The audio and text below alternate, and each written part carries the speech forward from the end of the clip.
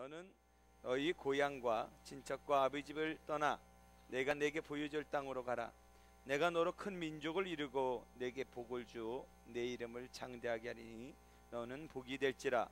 너를 축복하는 자에게는 내가 복을 내리고 너를 저주하는 자에게는 내가 저주하리니 땅의 모든 족속이 너로 말미암아 복을 얻을 것이라 하시니라.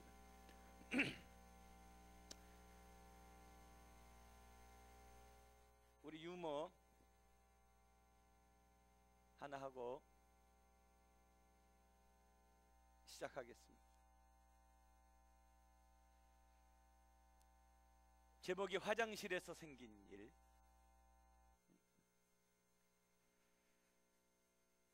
화장실에서 진지하게 큰 일을 보고 있는데 옆칸에 있는 사람이 말을 걸어왔다. 안녕하세요. 무한하게 큰 일을 보면서 웬 인사? 혹시 휴지가 없어서 그러나? 네, 안녕하세요. 내가 인사에 답을 했는데 상대가 별 얘기가 없다. 잠시 후 다시 말을 건네는 역한 남자. 점심 식사하셨어요? 이 사람 화장실에서 무슨 밥 먹는 얘기한다. 나는 이 바른 나는 다시 답을 했다. 네, 저는 먹었습니다. 식사하셨어요? 그저 역한에 있는 사람이 하는 말에 나는 그만 굳어버리고 말았다. 저 전화 끊어야겠습니다. 옆에 이상한 사람이 일 보면서 자꾸 말을 걸어서요.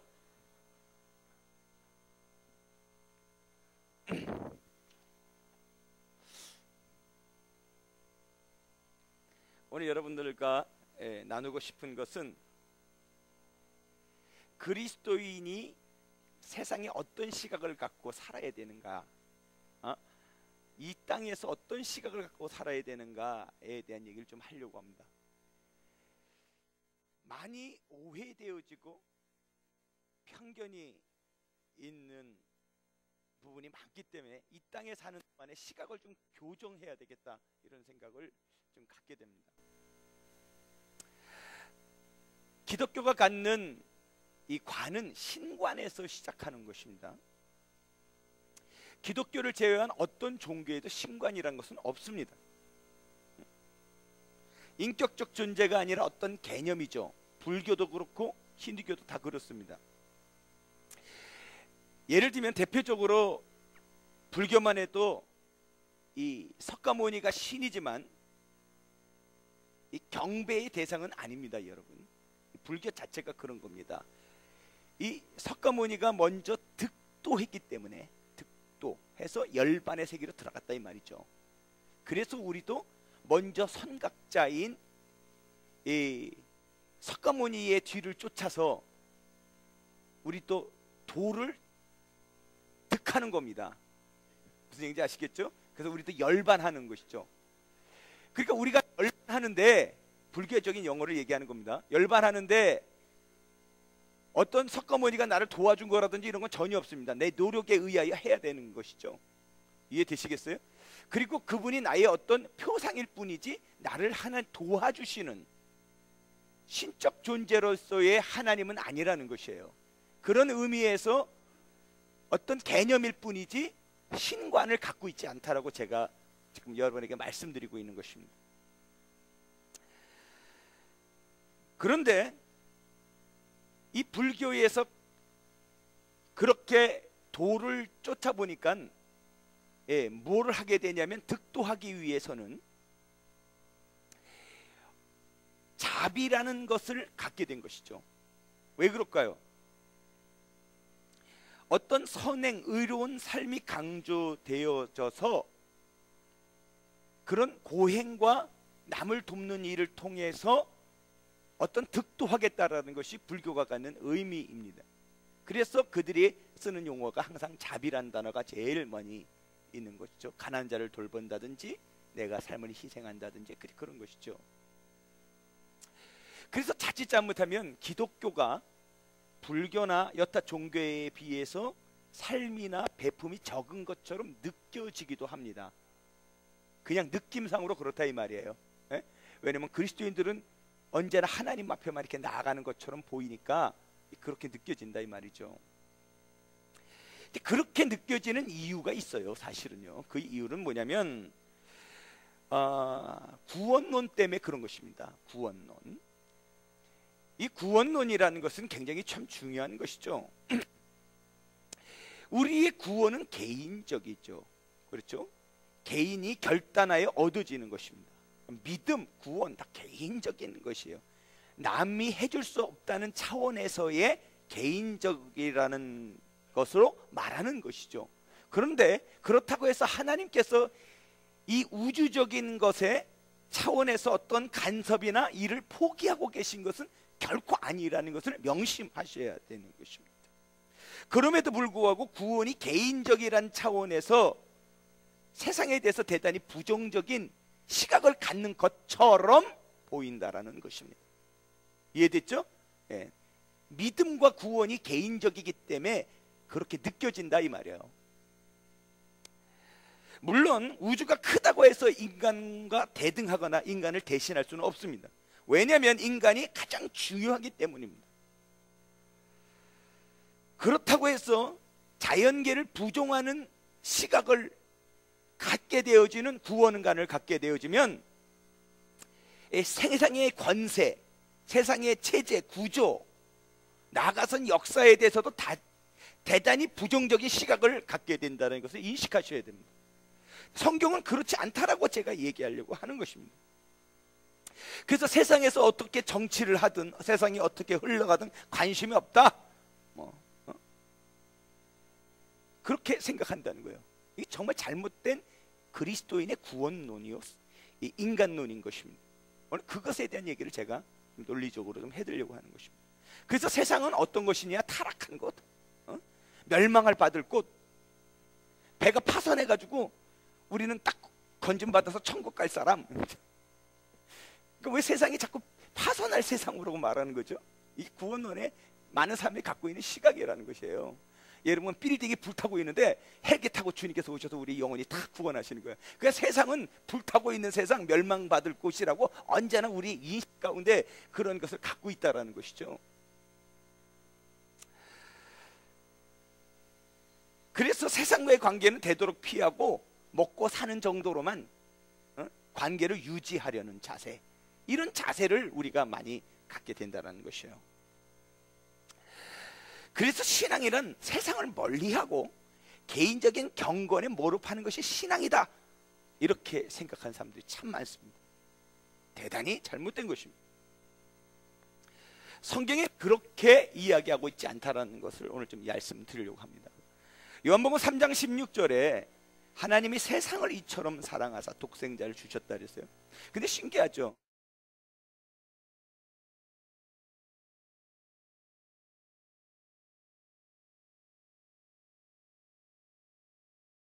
하나님이라는 것은 1차적으로 우리 인류를 사랑하시지만 하나님이 그리스도인을 통해서 이 땅, 이 문화, 우주적 차원에서 하늘과 땅과 모든 피조 세계를 그리스도인들이 컨트롤하고 기독교의 문화로 변화시키기를 원하신다는 것을 여러분 인식하셔야 됩니다.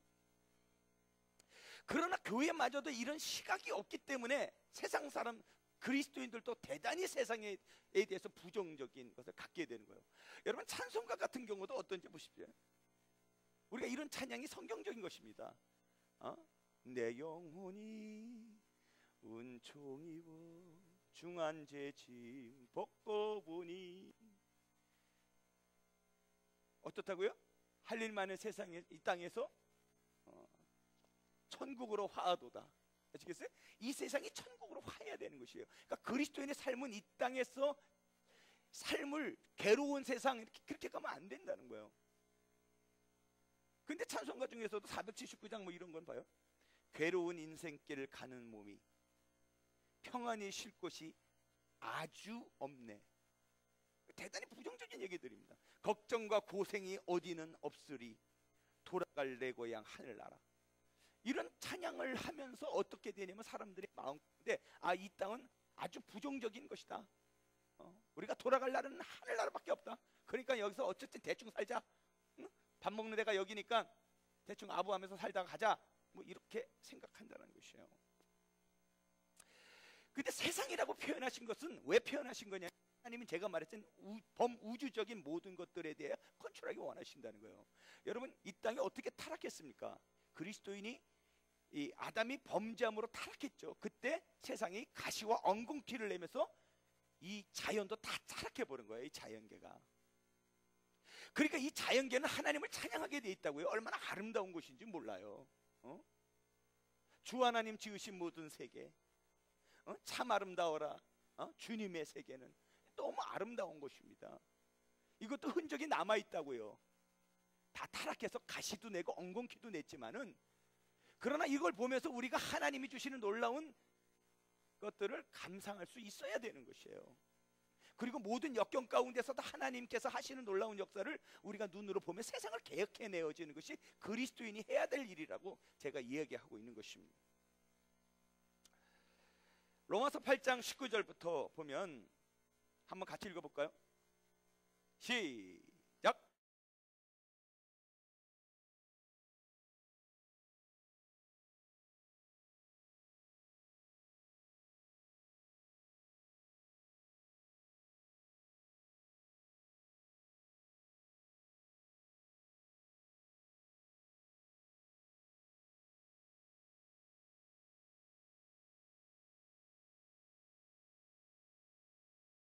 피조물이 고대하는 바는 이게, 이 피조물이라는 것은 인간을만을 이야기하는 것이 아닙니다. 모든 만들어진 자연 세계, 자연계, 이 얘기를 하는 것입니다.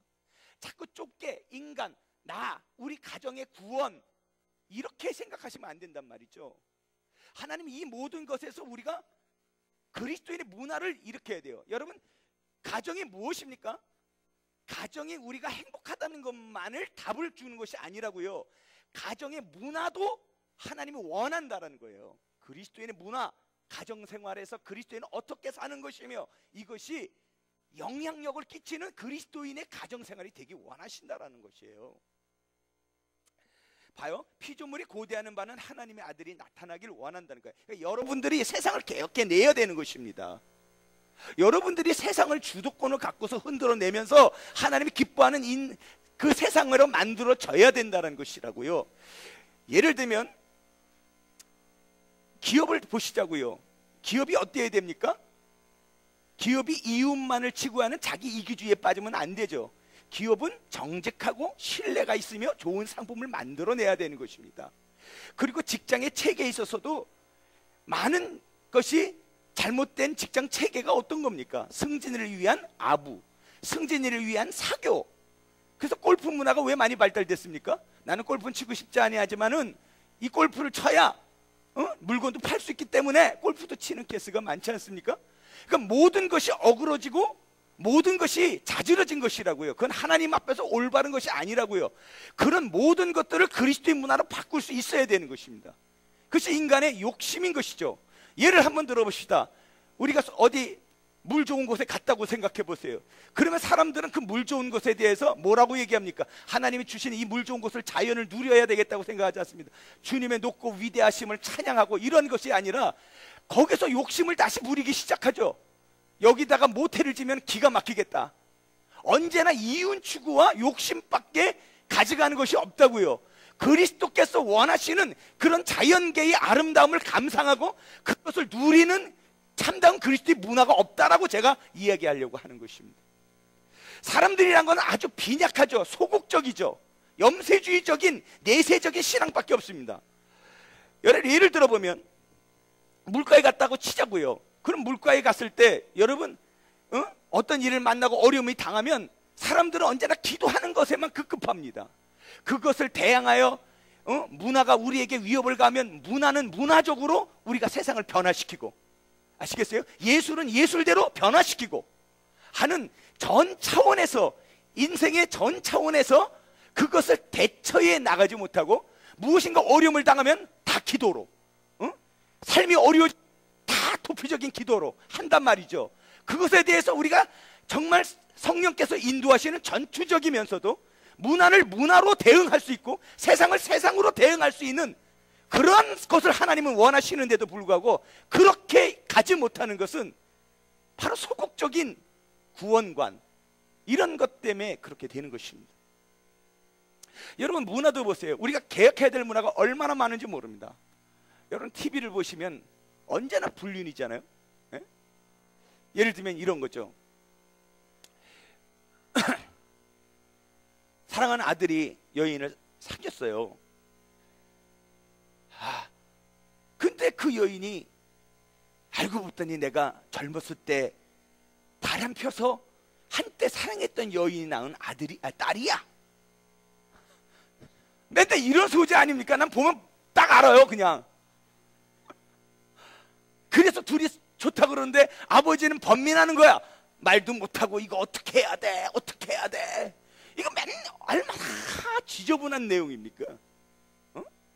이런 것에 그리스도인의 박애와 그리스도인의 사랑과 그리스도인들의 정말 어떤 주도적이면서도 세상을 밝게 변화시킬 수 있는 능력 있는 문화를 창조해내야 된다고요. 아멘? 내가 오늘 그 얘기를 하는 것입니다. 왜 세상을 도피해야 하냐고요? 그건 그리스도인께서 주신 것이 아니라는 것입니다. 여러분 음악을 보시면 요즘 내가 노래 잘 몰라요. 아유 요즘 노래는 뭐 애들이 얼마나 막 이상하게 부르는지 모르겠어요. 이것만 알아요.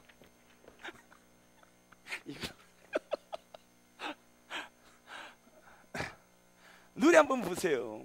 내 옛날에 이거 참 신기하더라고. 죽어도 못 보내. 뭐야? 그래서 가사 하나 그냥 따온 거예요. 죽어도 못 보내. 내가 널 어떻게 보내? 얼마나 자기애가 강합니까? 왜 남은 생각 안 합니까? 얼마나 잘못된지 몰라요. 이런 게 다 문화라고요. 왜 문화를 바꾸려고 하지 않냐고요. 여러분이 세상에 있는 문화 콘텐츠로 들어가셔야 되는 것이에요. 제가 옥 목사님 제자지만은 옥 목사님이 언제나 설교 때 부교육자들 얘기에 앉혀놓고 그 얘기했습니다. 너도 왜 목사 됐니? 그랬어요. 너희가 정말 그리스도인이면 세상에 들어가서 세상을 변화시켜야지. 그것입니다. 죽어도 못 보내. 가려거든 떠나가든 내 가슴 고쳐내. 보상해. 뭐 이 말이에요. 뭘 보상해? 인생이란 것은 그런 거지. 그럴 수도 있고 이럴 수도 있고. 그래 네가 네 인격적으로 내가 싫으면 행복해라. 뭐 이래야 되는데 못 보내. 뭐 이런 겁니다. 뭐 가슴 고쳐내. 뭐 가슴이 보여 어떻게 고쳐내? 아세요? 안 된다면 아프지 않게 나 살아갈 수 있도록 안 된다면 어차피 못 살 거 뭐 자살하겠다는 거 뭐야? 이런 식이라고요. 이런 식이라고요. 언제나 인생이 회의적이고 부정적이죠. 이런 문화에 대한 컨트롤을 그리스도인들이 할 수 있어야 되는 것입니다. 성경은 그렇게 이야기하고 있지 않다고요. 염세주의적이거나 회의적이거나 자기 중심적으로 이야기하고 있지 않다는 것을 우리가 명심해야 하는 것입니다. 십계명의 핵심이 뭡니까? 위로 하나님을 사랑하고 이웃을 내 몸처럼 사랑하는 것이죠. 살인하지 말라, 간음하지 말라, 도둑질하지 말라, 거짓 증거하지 말라, 남의 집에 물건 탐욕하지 말라, 이런 거 아닙니까? 살인하지 말라. 왜 살인하지 말라? 그의 인격이 있고 그의 삶이 있는데 네가 그의 삶이 너만큼 소중한 것이야 이 말이거든요. 간음하지 말라. 한 사람의 성의 정체성도 얼마나 위대하고 얼마나 아름다운 것이 모르는데 네가 멋대로 남의 인륜을 짓밟아버리는 그런 죄는 범하지 마라. 나는 너를 사랑하듯이 그의 영혼도 사랑하고 있어 이 말이거든요. 하나님이 얼마나 나 중심적이지 아니하고 모든 사람 중심적인가를 알아야 되는 것입니다.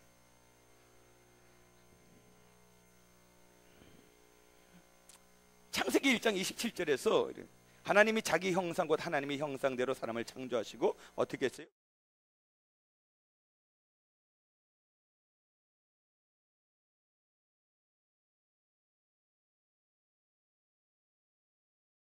세상을 창조하시고 그것을 사람들에게 맡긴 것이라 이 말이에요. 아시겠어요? 그래서 그것을 다스리고 그것을 보존하고 그것을 하나님이 사람으로 만들기 원한다는 거예요. 이 사실을 이해하는 것이 왜 중요하냐? 오늘날 기독교는 너무 편협하기 때문입니다. 너무 내세주의적인 것이죠. 내세주의, 성경의 굵은 소망 중에 하나지만 문제는 뭐냐면 현실 도피적 내세주의라는 것에 문제가 있는 것입니다. 지금 사는 것은 죽지 못해 사는 것, 천국 가기 위해 사는 것, 거기에 그친다 이 말이죠. 그리스도인은 어떤 의미로 천국을 여기다 건설하고 누릴 줄 알아야 되는 것입니다.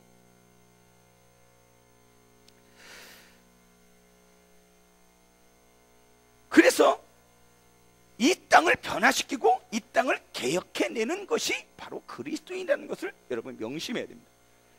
창세기 오늘 본문에서의 핵심이 뭡니까? 아브라함에게 말합니다. 너희 고향 친척 아버지 집을 떠나 내게 너에게 보여줄 땅으로.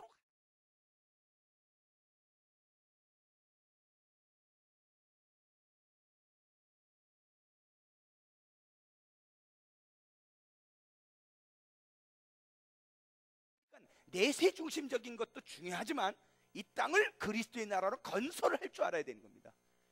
번성한 민족을 세우고 네가 복의 근원이 되라 것이에요. 그 복의 근원의 핵심이 무엇입니까? 땅이라는 존재 자체인 것이에요. 하늘과 땅과 모든 만물을 너가 다스려서 그것을 하나님의 영광을 위하여 쓰임받는 아름다운 문화를 건설해내라는 것이 성경이 우리에게 요구하는 거죠. 에베소서 1장에서 뭐라 그래요?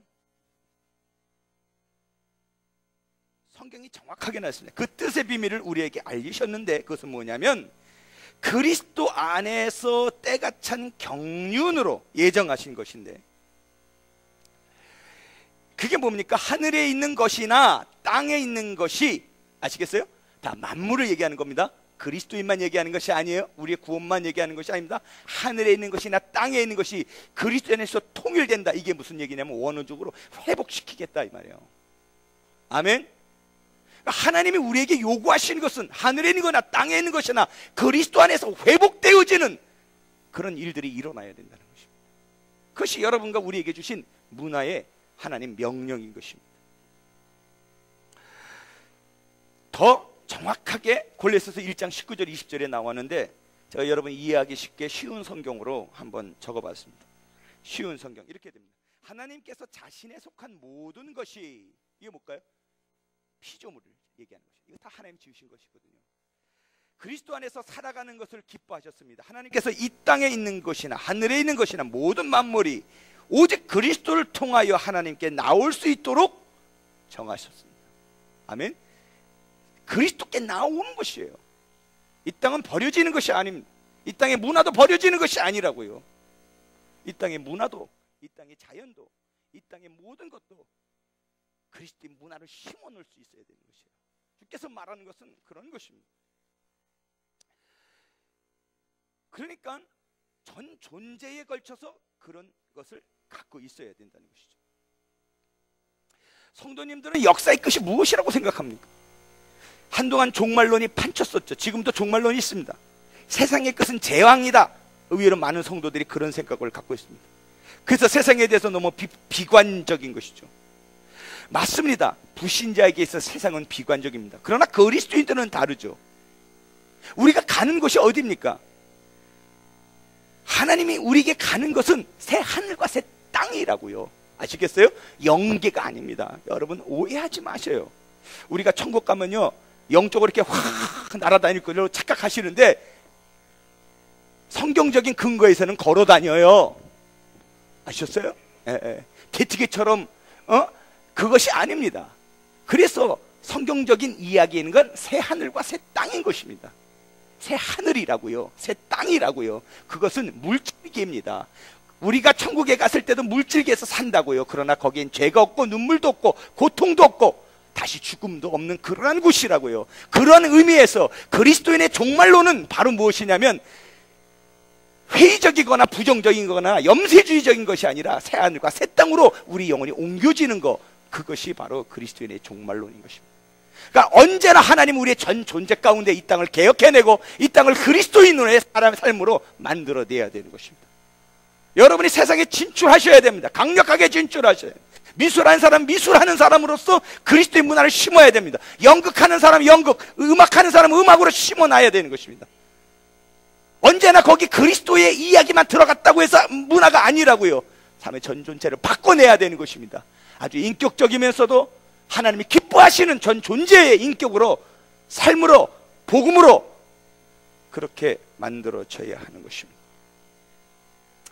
그러면 어떻게 하면 세상을 변화시킬 수 있냐 이 말이죠. 성경이 말하는 그러면 내가 어떤 자세로 살아야 되냐라는 것을 말하고 마치도록 하겠습니다. 마태복음 5장 5절에 보면 온유한 자는 복이 있나니 그들이 땅을 기업으로 받을 것이요 그랬습니다. 예? 땅을 정복하는 자의 특징은 온유입니다. 온유.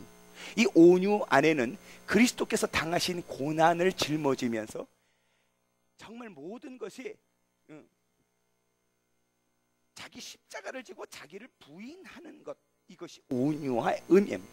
악을 악으로 갚지 아니하고 남을 나보다 낮게 여기고 끝까지 인내하는 것, 그것이 온유라는 거예요. 그렇게 인생에서 하나님은 그리스도의 문화를 만들기 원한다는 거예요. 제가 예를 하나 들어볼게요. 여러분 이해하기 쉽게, 예화 만드느라고 무지하게 힘들었습니다. 여러분 잘 생각해 보세요. 하나님은, 우리는 언제나 기도 가운데 기적을 원합니다.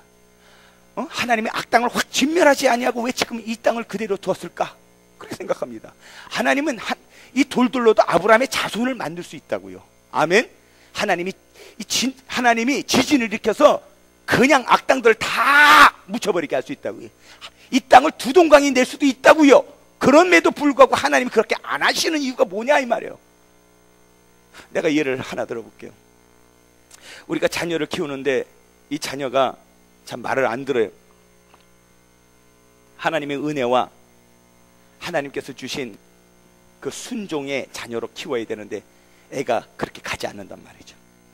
그리고 그냥 술이나 먹고 담배나 먹고 수업 끝나고 나면 PC방에 가서 엄마 속은 무지하게 썩였단 말이에요. 그래서 엄마가 속상해지 모르고 걔를 그렇게 하지 못해가지고 나중에 얘 고3이 됐단 말이죠.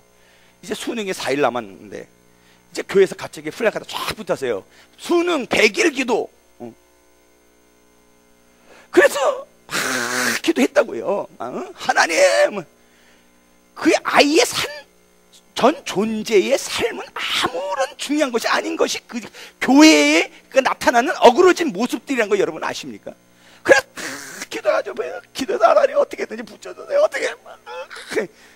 난 TV 보면 웃겨요.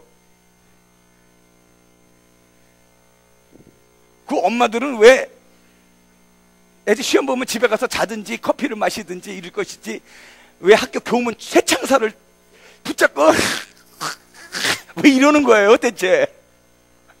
도무지 이해가 안 가요 저는. 쇠창살이 끊어지겠어. 애초부터 그렇게 좀 양육하지.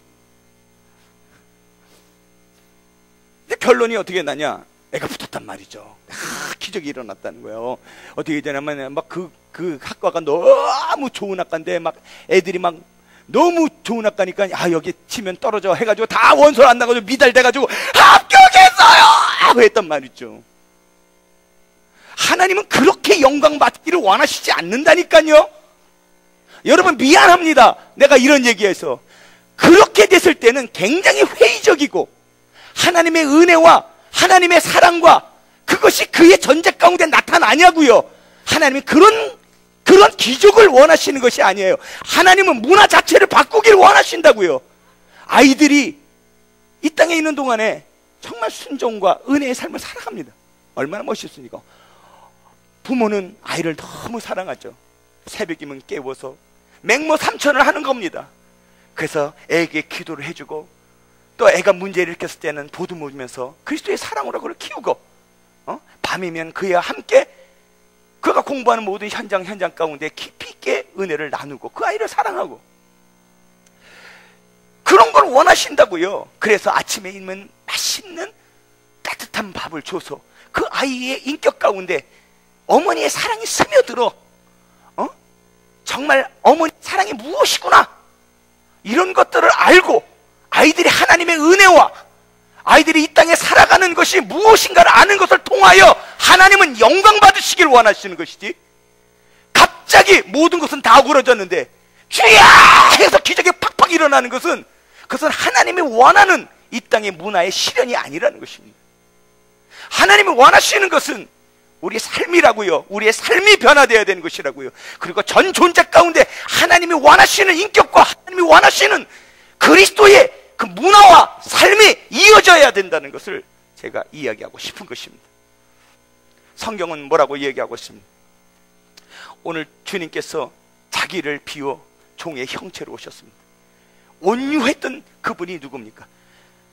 자기 십자가를 지고 자기를 부인하고, 그가 하나님임에도 불구하고 십자가에서 엘리 라마 사막다니, 하나님 어찌하여 이 인간들을 이렇게 사랑하십니까 하면서 그의 전 존재를 온유함으로 내어놨을 때 이 땅이 변화됐던 것입니다. 그 온유에는 바로 인내가 들어간 것입니다. 아주 깊은 사랑과 연민과 세상을 향한 뜨거운 애정이 그의 전 존재 가운데, 공생애 가운데 드러난 것입니다. 그 기간이, 그 많은 기간이 그분을 그분 되게 만드시는 것입니다. 여러분, 모세 보십시오. 모세가 구스 여인을 취하였을 때 그 아론과 미리암이 비난하죠. 근데 민수기에 보면 뭐라고 얘기합니까? 이는 모든 만물 중에서 가장 충성된 자라. 그게 누굽니까? 모세입니다. 성경에 보면. 그리고 주께서 마지막으로 얘기하시는 건 뭡니까?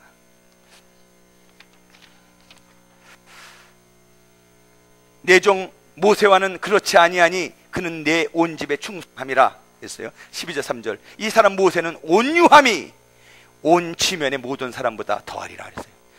온유함이 지면의 모든 사람보다 더했던 사람이 바로 모세입니다. 그는 그의 온유함으로 출애굽시켰고, 그의 온유함으로 가나안 땅에 들어갈 수 있는 모든 발판을 만든 것이에요. 하나님의 일은 어떻게 이루시느냐? 우리가 주님을 닮아가는 것입니다. 이 세상에서 자기를 희생하고 자기를 낮추고 자기의 유익을 구하지 아니하고 자기를 모든 사람을 위하여 찢기같이 내어준 사랑과 헌신을 통하여 이 땅을 변화시키고, 이 땅을, 그런 헌신을 통하여 하나님은 아름다운 문화를 만드시고 하늘과 땅과 모든 피조물을 그리스도 안에서 통일되기를 원하시는 것이지, 어떤 기적을 통하여 일으키기를 원치 아니하신 것입니다. 사랑하는 성도 여러분, 우리는 분명해야 합니다. 하나님, 우리만을 구원하신 것 결코 아닙니다. 우리의 가족만을 위하여 주께서 오신 것이 아닙니다. 여러분의 삶의 전 영역에서 그리스도를 닮아가시고, 여러분이 각자의 처소, 각자 맡은 세상에서의 직분, 그 직분에 충실하시고, 그것이 오히려 더 정직하고 아름답고 아름다운 헌신과 충성과 봉사를 통하여 그 모든 각자의 삶을 그리스도께서 원하시는 아름다운 삶으로 바꾸시기를 예수 이름으로 축원합니다. 주님과